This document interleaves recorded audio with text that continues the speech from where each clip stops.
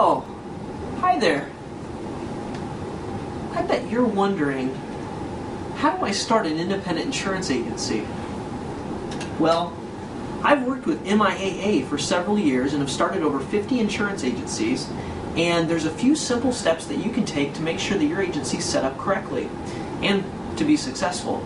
The first thing you have to decide is what type of a corporation you want to be, or if you want to be a sole proprietor. And we're not going to address that in this video because that's something you should really consult your tax laws in your state. But we are going to talk about the steps after that have to do with licensing and setting up your ChoicePoint ID. The first thing that you want to do is establish a business summary and a resume. These are things that are going to assist you with the insurance carriers and with the E&O providers that you're going to need to get coverage for. A business summary doesn't have to be elaborate. A lot of times it just needs to be a few paragraphs. At MIAA, we're able to help our members develop those because we know what the carriers are looking for and what the E&O carriers need in order to make sure that your agent's approved for the best premium. Obviously, by this time, you should have your producer license, but in addition to your producer license, you should also receive an insurance agency license. Many states, especially if you're a sole proprietor, will say that you won't need an agency license, but it's a great idea to get one because most of the national carriers need you to have that in order to pay you as an insurance entity.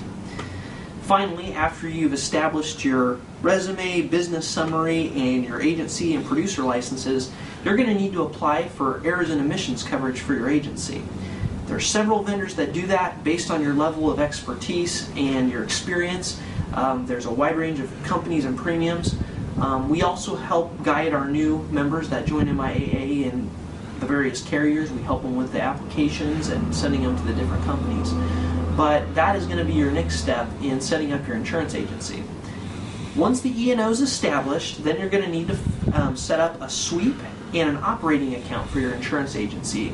The sweep account is where you deposit cash when customers bring cash into your office, and the operating account's for everything else, depositing commissions, expenses, pretty much what you'd normally think of when you're running a business.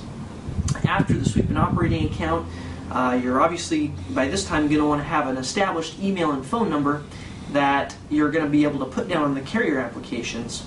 And I know it sounds silly, but it's often one thing that people forget, and they put a temporary email address in that after 6 months doesn't work, and companies still end up sending you stuff to that address. So it's something you'll just want to keep in mind.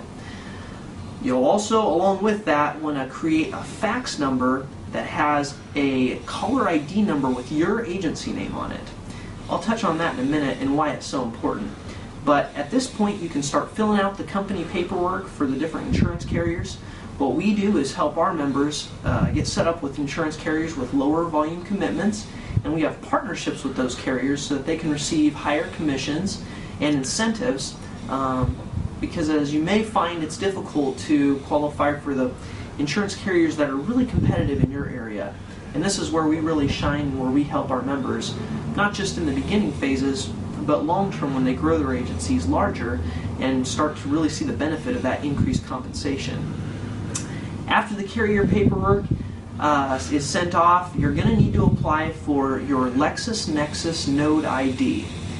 I know that sounds like a superhero's nickname, but LexisNexis houses all of the MVR credit information for the United States, and those carriers need your Node ID in order to be able to pull that information on your behalf when they're giving you insurance quotes.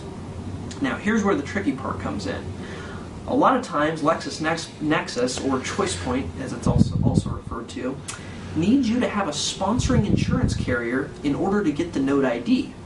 But the insurance carriers need you to have a ChoicePoint Node ID in order to get you that code that they use to sponsor. So it's kind of a catch-22. And there's back and forth ways around it. It can sometimes take a long time.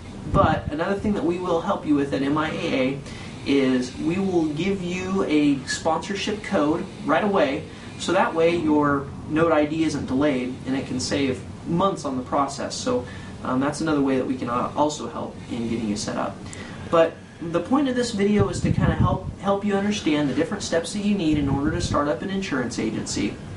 And I'm sure you have more questions. You can check out our website at www.miaainsurance.com. That's miaainsurance.com. and we're here to help insurance agencies of all sizes, and hopefully you've gained a little something from this video. Until next time.